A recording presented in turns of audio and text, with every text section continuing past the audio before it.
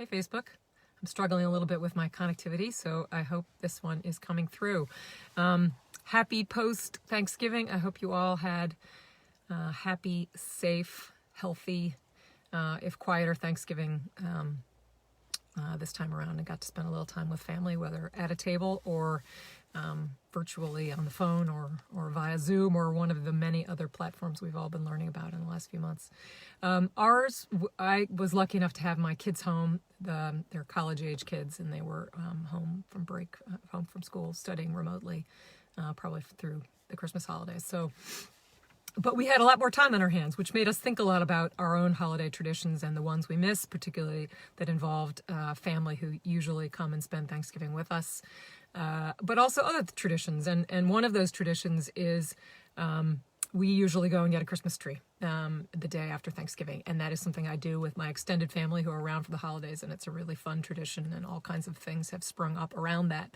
And I was speaking with a friend of mine who feels the same way about that. And her family, she and her two kids, her husband, her two kids, love to go out, pile into the car, go inspect all the trees, bicker a little lighthearted bickering about which one's the best one, get some good hot chocolate, and then tie the tree to the car and bring it back. And the thing that's different this year, and actually for the last several years, is that they actually have an artificial tree now. And so the tree that they so carefully pick out, they then give away to somebody in their community who could use a little extra help, a little boost, a little love. And I thought that was a really nice reminder of, as we are tweaking our holiday traditions this year, to think about how to help one another through a time. Holidays can be difficult for people who are on their own anyway, who have lost loved ones.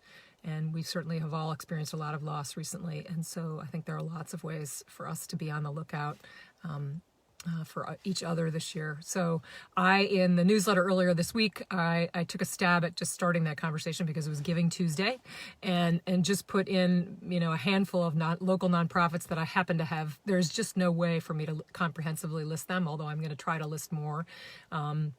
With particular focuses. I just put in the few that I had happened to have conversations or engagements with in the last few days. And since then, several of you have sent me, new recommendations, because our nonprofits do incredible work.